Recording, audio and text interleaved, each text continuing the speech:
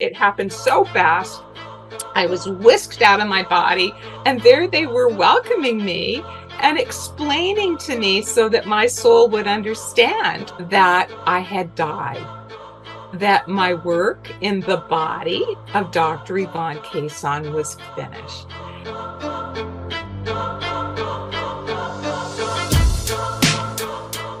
Hi, my name is AJ Parr, journalist and author of over 20 spiritual books. I'm also a comparative religion researcher, and I started out this channel dedicated to study of NDEs and the afterlife because I wanted to bring hope to those who are afraid of death, those who have had the recent death of someone they love or a dear friend, and bring hope to those people who are seeking for answers. And precisely to find out some of these answers, I have with me a very special guest, Dr. Yvonne Cason. Hi, Yvonne. Welcome. Hi, thanks for having me. Dr. Yvonne Cason is the president and co-founder of Spiritual Awakenings International. This is a global nonprofit organization dedicated to the study of spiritual transformative experiences, or STEs. This is a term she coined in 1994, and it includes near-death experiences, among others. I must mention that she has had 5 near-death experiences, and we're going to talk about the 5th. In your book, Touched by the Light, Exploring Spiritually Transformative Experiences. Okay, that's your book. You mentioned the following. You say, on November 8, 2003, my life changed completely. I was gravely injured in a slip and fall accident and instantly died. Then you mentioned that you had what you described as a profoundly beautiful NDE in the heavenly realm of loving white light. Can you please tell us what happened?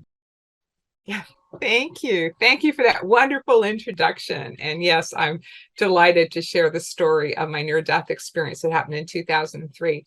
I want to actually start, if I could, just a couple hours before I had the near-death experience, because that's when things started changing. Okay. Yeah, I had gone that day to Niagara Falls, which I live about a 2-hour drive from Niagara Falls, Canada. And I live in Toronto, Canada. And I was meditating at the bottom of the falls. I like to do that because the roar of the waterfalls to me sounds like the Om vibration, the inner sound of the Om, which you can hear sometimes in deep meditation. And so I would find that if I'd meditate there, I'd go deep very quickly, standing at the base of the waterfall. So that night, and I've done this many times, it's a place I like to go and visit. That night, as I was meditating at the base of the falls, I went really deep. And then I reached a state of communion where the veils disappeared between this side and the other side. And even with my eyes open, I could see the other side. And I saw a being of light appear to me as if coming from the top of the falls. And that being of light was Mahavatar Babaji. And he telepathically said to me, welcome home. And meaning home to communion, to God consciousness, to that sense of there was no separation anymore between me and the spiritual realm. I was in that state of oneness, eyes open. And this happened 2 hours before I died. And I stayed in this state. My friend that was with me, we went to the restaurant overlooking the falls and we ate dinner. And the whole time I was in this incredible state of mystical communion. And I said to my friend, I remember, I don't know how long this state will last, but now that I know that I found my way home, I know I'll be able to find my way again. It is possible to find your way to the state of communion. Anyway, a little bit later is when I slipped and fell and died. I mention this because I now think this was my deathbed experience or end of life experience that many people talk to about shortly before they die. And you see people where they're talking to spirits on the other side and they're no longer afraid of dying, etc. Okay, I'd like to ask you something. Was this the first time you saw Babaji? No. You had seen him several times in your life? I had seen him in my meditation. This is something that I also describe in my book, is that he had been appearing to me in my meditation, and I didn't know who he was. He started appearing to me in my meditation, somewhere in the 80s, in the middle of the 1980s. Okay. And I didn't know who it was, but I just, in my soul, I knew this had been my guru in a past lifetime. Yes. So after dinner, I slipped on some black ice and I fell backwards really fast, hitting my head on rock. And I instantly died. I instantly had a serious traumatic brain injury with a brain hemorrhage. They say I lacerated my frontal lobes too. How it felt to me was like my head had been chopped into with an axe. That was how severe the pain was. And I heard this horrible mushing sound, like if you were to smash a watermelon on the pavement. That it was a horrible sound. And then poof, suddenly I was not in my body anymore. Suddenly I found myself being whisked upwards by a force, by a power greater than myself, very, very rapidly through a dark expanse of space. I mean, some people might call it a tunnel, but to me, it was just like dark space. And very, very rapidly, I was being lifted up and found myself in the realm of loving white light. Now, I had been in this realm before in my previous near-death experience in 1979. So I knew what it was immediately. And I found myself there at seeming like the entranceway to this loving realm of light. But this time was very different from what happened to me in 79, because this time I was greeted at the doorway, at the entranceway, shall we say. There were two beings of light that I immediately recognized. Great saints from my spiritual tradition, who I love and consider my gurus. They were Paramahansa Yogananda and Mahavatar Babaji. And so lovingly, telepathically, like from this point forward, everything in my near-death experience happened through telepathy. There were no like outer words spoken. Okay, I want to mention something about Babaji, because I am really familiar with him also. And in my book, Jesus in India, I mentioned that something that Yogananda said. He said that when Jesus was born, the three wise men that went to see Jesus, one of them was Babaji, because he is like an immortal saint who has lived for thousands of years. And they say he lives in the Himalayas. And several people, apart from the teacher of Yogananda, have actually met him and received his knowledge.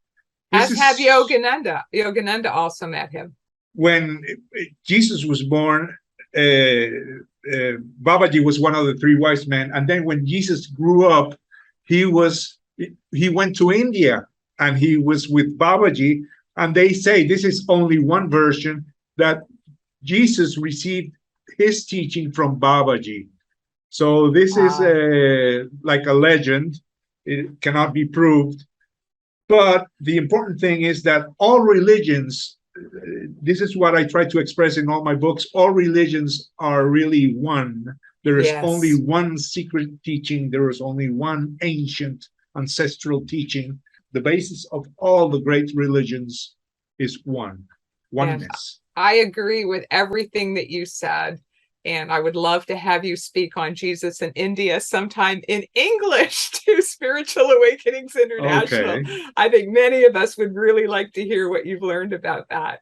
Okay. But I'll go on with my Yes, let's story. go on with your story. They were in their light bodies. Okay. They were in Okay. their astral But they could bodies. be recognizable. Oh, immediately I recognized them, like Okay. immediately their facial features and even just their energy, their vibration. I mean, how you recognize souls on the other side. Was this like in the end of the tunnel?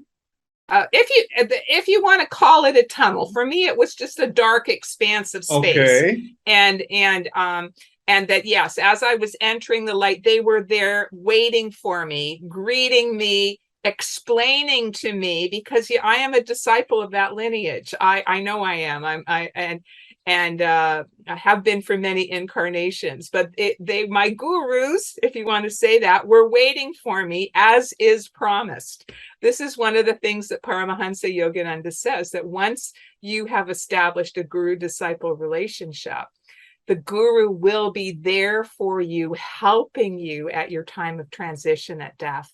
And I mean, I wasn't thinking that, but it's what happened to me. So I'm like a testimonial that this is really true. I didn't have to look for them or start praying or anything like that. It happened so fast. I was whisked out of my body, and there they were welcoming me and explaining to me so that my soul would understand what had happened. And they telepathically communicated to me that I had died, that my work in the body of Dr. Yvonne Cason was finished. And there was a feeling of joy, a feeling of love, and also a feeling of celebration. It actually felt like that in the heavens there, in the light, that there was like a celebration happening, that, oh, she graduated. That was the feeling, like there was being a celebration in my honor. And I remember that I guess a part of my ego personality was still with me as I was entering the light. And, I'd done a lot of research into near-death experiences and heard many stories. And I thought, uh-oh, here it comes. Now I'm going to get my life review. And, nobody's perfect. I, of course, have, made mistakes in my life. And so I was a little bit worried about how this life review was going to be. And I try to be a good person, but nobody's perfect. And it was interesting because Yogananda and Babaji, they read my thoughts. Like, I didn't say anything. It was just a thought I had. And they glanced over at me, and it was with a glance. Like, it was with a glance. They dispelled that from me. And with that glance, I understood. A whole understanding came with that glance, which was, don't worry about it.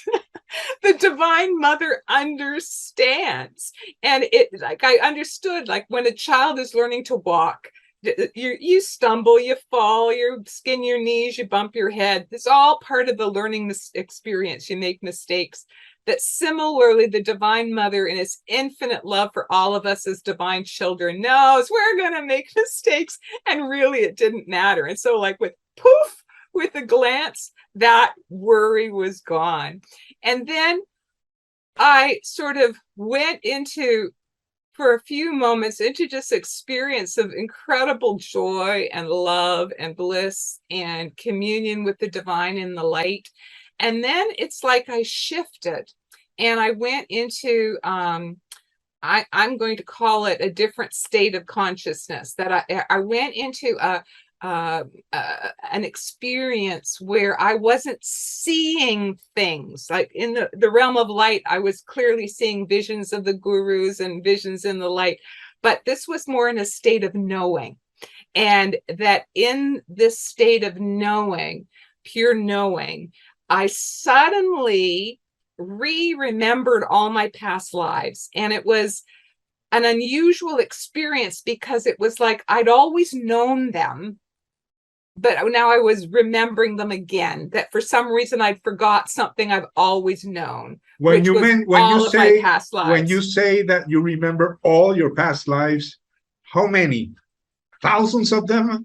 Yes, thousands. Let's put it in the thousands. Yeah. And it was like I had had experiences before this death where I had remembered some of my past lives. So I had been aware of some of my past lives Okay. before this happened.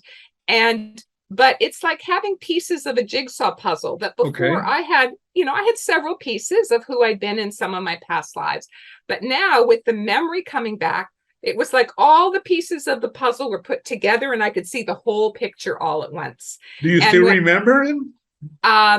Not in the detail that I could remember it when I was on the other side. Okay. But the ones that it was like an aha experience, like, Okay. oh, suddenly who I was made sense. Wow. In the context of all of my past lives. And it was like, of course, I'm having all kinds of STEs and multiple near-death experiences because I've been having these in many, many incarnations. And so can you mention any of these incarnations? One that you more or less remember? Let's just say I remember being alive, my last incarnation, when Yogananda was alive, and that I was one of his students in California? In California, that's okay. right. And I had gotten memories of that when I first traveled to California, when I first went to the Self-Realization Fellowship sites. I was having these bizarre experiences because I kept on jumping through time. I kept on seeing it like it would have been maybe 50 to 100 years ago. And why was my mind doing this? I kept seeing scenes from 50 to 100 years ago. And then I gradually came to understand, oh, wow. I was a disciple of Yogananda's last lifetime too. And for whatever reason, I didn't find him again this lifetime till later in my life. But I guess that was the divine plan for my life. But that would be one example. And similarly, when I knew Babaji in past lives, I knew I'd been incarnated with Jesus after a powerful experience in Israel. Everything fit together. That I have been a mystic in many incarnations, and I've even been someone raising awareness about STEs in past lives. So it all made sense to me. This realm of pure thought was also an interesting phenomenon where with time, it was like past, present, and future all seemed to be happening at the same time. Oh, great. And it was only a matter of where I would put my attention, whether it would seem to be what we down here consider the past or the present or the future. We experience time linearly, but up there, it's somehow you can see all of it at the same time, although we experience it linearly down here. And it felt to me like I was in that realm and in that state of ecstatic communion, and just able to take in vast amounts of information all at once, for, I call it timeless time, because there's no sense of the amount of time that passed. And but it felt to me much longer than was happening on Earth down here. In that realm of pure thought, was there light? No. Was it dark? It was neither light nor dark. It was pure thought. Okay. Yeah. Yeah. Light and dark is part of when there's duality, light and dark. Right. And so this was, I think it was the causal plane, that before on the astral plane, we still have the light dimension, but when you get to the causal plane, it's just thought, pure consciousness.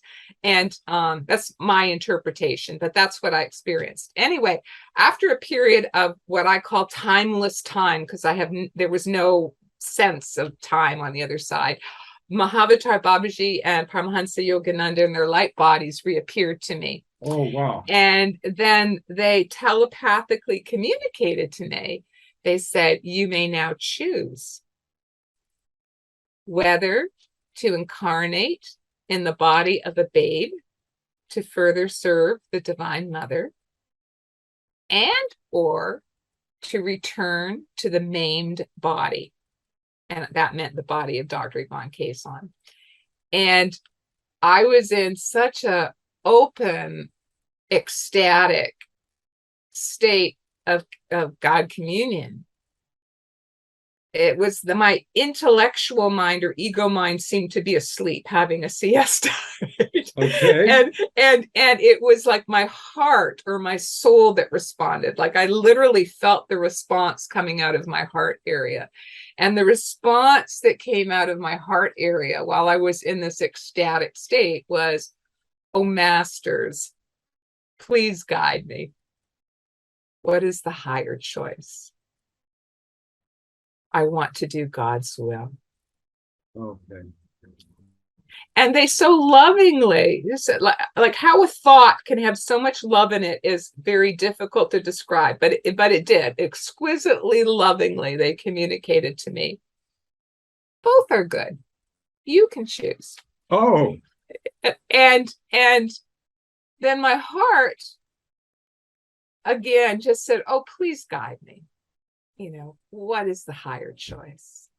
And then there was a brief pause, and then, oh, so lovingly, telepathically, it was communicated to be, it will be more difficult, but to go back to the maimed form. And my soul instantly, from my heart, responded in complete trust and complete surrender. I accept. And it was so fast. It was between the I and the accept that with a gasp of air, I was suddenly back in my physical body again, lying on the ground, breathing my first breath of air into the body. So it was I was fully up there, that accept. And with accept, I was now in the body. But it was like the white light realm and Paramahansa Yogananda and Babaji were there with me. They were still right in front of me. I could, with my eyes open as I was regaining consciousness, I could see both realms completely, like they were superimposed on each other. wow. So the physical realm, that I was reawakening in my body on this 3D physical plane, but the spiritual plane, I was just as open to that. And Babaji and Paramahansa Yogananda were right in front of me. Like they literally ushered my soul back into my body, which to me, I'm moved by the love, that and the care that they were there for me when I died, and they were there for me when I was coming back into my body. They ushered me both ways, and moves me profoundly, that degree of love. And then for the first while, as I was breathing, taking breaths into my body and getting, the life back in my body. I mean, it felt like waking up in an ice cube. It was winter in Canada. My body temperature had dropped after I died. So my body was like freezing cold. Where did you fall? Crossing the street or where? Niagara Falls, right in front of the falls. At night, as I was breathing the life back in my body. So I could see both realms perfectly clear. And then slowly, the white light realm started fading from view, sort of like, fading a picture on a screen, until it only became like a little dot. And I mean, that little dot has always been there. And it's been like a life ring for me as I was dealing with all the challenges I had to deal with afterwards. Because what I came back to was a body that was seriously disabled with a traumatic brain injury. What do you mean by disabled? Disabled, I was no longer able to work as a doctor. I was no longer able to do many of the things that I used to be able to do because of the brain injury. I couldn't write anymore, write books. I couldn't public speak anymore. I couldn't teach anymore. I couldn't work as a doctor anymore. I couldn't volunteer in my son's school anymore. Even very simple tasks like taking a shower in the morning were difficult for me, because the areas where I had the injury in my brain affected something called attention and concentration, which meant I was extremely forgetful. Even though my intelligence and my long-term memory, they were fine, You have to think of it like a computer where you have different parts of the computer. Like 9 out of 10 parts can be working fine, but if one part really isn't working, screws up the whole system. And so that is what happened to me, is that I couldn't remember, for example, taking a shower. Have I soaked that part yet or not? I became disabled from the ability to work as a doctor, for the ability to do the things I used to do. And I lost the ability to use the keyboard on the computer. I had written by that point 5 books on the computer, and I couldn't use the computer anymore. Incredible, and I couldn't tolerate sound. I had to be in complete silence all the time. And severe fatigue. I mean, if you imagine your brain is your most important part of your body, your brain and your heart. And, severe fatigue is very, very common after you've had an injury to your brain. I mean, I was sleeping 12, 14, 16 hours a day, just trying to heal. So all of these things disabled me, even though my intelligence was intact. I also lost my ability to meditate, which in addition to all the worldly things, I describe it as it was like my life was hit with an atomic bomb. Everything was flattened. So you think this was a teaching you needed to go through, or an experience? Why do you think you needed to go through that experience? Well, here's the interesting thing, is that many people have asked me that question. At the time after my brain injury, and after my near-death experience, I had such complete trust in the divine plan, and absolutely knew that the divine plan was loving for everyone, but also loving for me, right? So I knew this was not some punishment or some bad karma, like some people would say, right? Okay. That I knew there was some loving purpose behind it. And I didn't know what the purpose was, but I trusted that it was good, that there was a higher purpose, and it was good. So really, when I answer the question, the honest answer is, I don't know why in the divine plan. I mean, could have been many things. I mean, many people told me they were very, very moved. Doctors and therapists who looked after me. I went to neurorehabilitation for 7 years. They were, because I wanted to get back to what I did. I loved what I did before. And then when I realized I couldn't get back to being a doctor and writing books and public speaking, at least I wanted to have the best life I could with my disability. And so I pushed and I went to neuro rehab for 7 years. But many of the doctors and therapists told me that it had touched them very deeply to have me as their patient. They were spiritually moved. Oh, okay. That they were inspired by my positive attitude, that they were inspired by my faith, that they were inspired by that I wasn't stuck in calling myself a victim. Instead of being angry about what I lost, spiritually, I celebrated what I still had. And nothing could take away my love for God. And nothing could take away the fact that I know I am loved by God, and we are all loved by God. And in the end, that is far more important than, whether or not I can practice in my office as a medical doctor anymore. Okay, so would you say that all your near-death experiences and on all your STEs were perhaps orchestrated by your masters? You talk about the divine plan. So this was all part of the divine plan to boost your evolution, your spiritual evolution? I think so. I think so. Let me tell you a couple of ideas I have about why possibly this might have happened to me. Is that, at certain points, because people kept asking me, why do you think this happened to you? Why did it?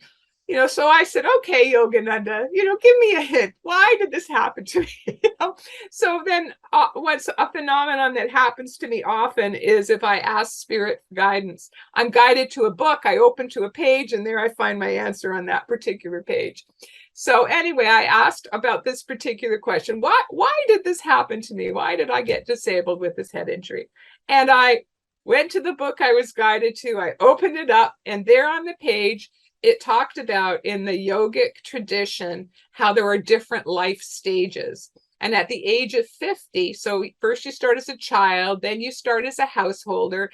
And once you've completed your householder responsibilities at age 50, you enter the stage where you're allowed to leave your householder life behind, and you go to the forest to seek enlightenment.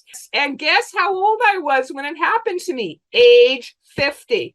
Oh, okay. So this was my time. I was taken out of my worldly responsibilities. I told you, lost my ability to meditate because of my head injury. So I used to be an avid meditator since my early 20s, and long meditations were a part of my life. And I meditated an hour in the morning, hour in the evening. I came up with this term, spiritual retirement, because when we realized that I couldn't go back to work after about 3 years, my specialist says, you really must retire. Until then, I was on sick leave, and then it was, okay, now you must retire. Rather than, oh, too bad, Yvonne's disabled, she's forced to retire, which some people, that's how they looked at it. I said, no, if I'm supposed to focus on my spiritual deepening, then I'm going to call it my spiritual retirement, that I'm retired to focus on my spiritual path, my spiritual practice, my sadhana, my spiritual deepening. So I made, as I continued. That's really interesting. That's a really positive way of thinking, Yeah. And so I did, regular long meditation retreats, which I could do because I no longer had to go to the office to work. Oh, okay. And so you did pick up your meditation practice. Oh, yes. And you also mentioned, you have also mentioned in your interviews that in 2016, while deeply meditating, you had a spontaneous remission. Yes, so that is correct. That is correct. So I eventually accepted that for whatever reason in the divine plan, I mean, there's another reason too. I'm just going to tell you now while I think of it, then we'll get to the healing. The other reason that came to me was that it is possible to burn off karma through physical diseases. Yes. Right. That's one of the ways to physical challenges. And so when I read that, I thought, okay, if this is a way for me to speed up burning off my karma so that I will more rapidly reach my goal, I accept it. Burn karma, burn. I used to say, burn karma, burn. Yeah, I always try to have the positive attitude. But I also read that we burn off karma for people that we're praying for. That is known in the yogic tradition. And I thought, and I very deeply pray for people all the time as part of my spiritual practice. And I thought, well, if I'm also burning off karma for those people that I pray for, I accept. Burn karma, burn. So I had come to a place of accepting that, okay, that was what was happening in my life right now, that I was, focusing on my spiritual deepening. I was burning off karma, and that was the way it was going to be for the rest of my life. But on February 24, 2016, while I was meditating in the Self-Realization Fellowship Retreat in Encinitas, California, the chapel there was built on a spot where Paramahansa Yogananda used to go into some deep states of samadhi. Okay. So it's a power spot, and his vibration is very, very strong there. So I was meditating in the chapel that was built on this very spot. I was there on a meditation retreat for a couple of weeks. And all of a sudden, in the middle of a very, very deep meditation, I inwardly perceived like a fountain of light erupting in the center of my brain. And at the same time as I saw this inner eruption of light, and it made the center part of my brain all become like filled with light. It was as if it had been in darkness for 12 years. And suddenly with this fountain of light, a part of the center of my brain, the lights came on, literally. And I had this feeling of waking up. that that some part of my brain that had been asleep for 12 years had now woken up. Wow. And I was healed. My brain injury was healed. And suddenly all these ideas, it was like a floodgate open, all these ideas of the things that I should write in my next books. I mean, you know this, you've written many books.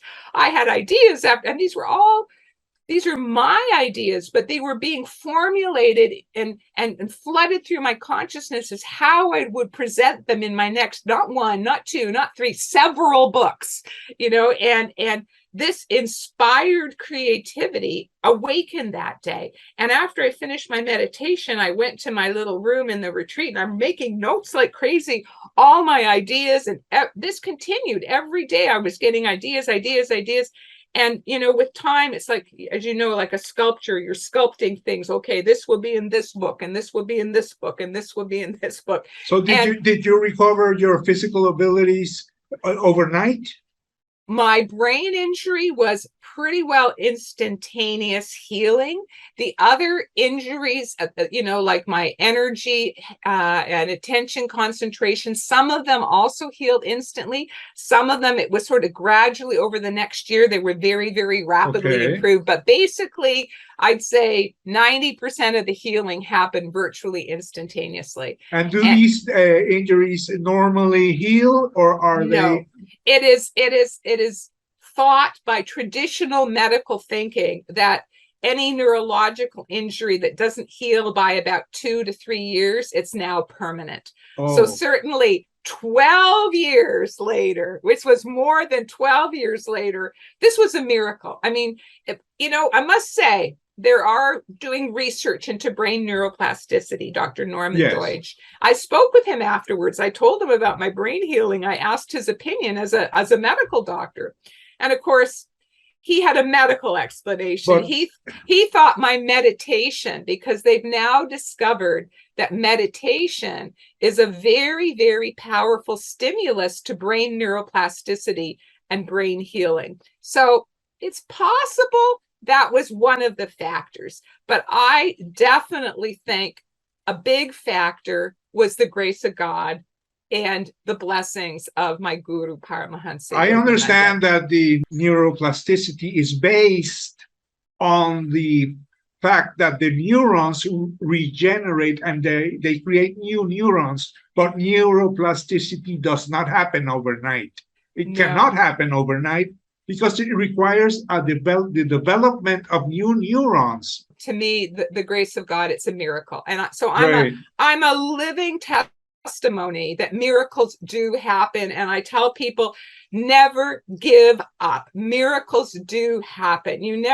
This caught me totally by surprise, Hey, what about your experience in the International Association for Near-Death Studies and the fact that you have been studying other people's near-death experiences? Would you say that these spiritual or mystical experiences, are they common? Are near-death experiences related always to the spiritual aspect of human life? Well, you've asked many questions all at once. So let me just unravel them and answer maybe one question at a time. First off, I'll tell you that after I had the brain healing and all of these ideas, and by the time I came home from my retreat, I had all these notes. So I started writing books, which is a miracle. And within the first year, it's actually 9 months after my brain healing, I wrote the first draft of 2 new books. So the first book was Touched by the Light, this one here, which I encourage everyone to read. How many pages does it have? Let me look. It's quite old. It's not short. 300 and I have to actually look to tell you. 400 and change, 420. Wow. Yeah, but this really has thick case histories, not only some of my experiences, but case histories of over 100 people who've had all different types of spiritually transformative experiences, and how I understand them, the after effects, how to survive it. It really is a guide for someone who's having any of these types of experiences.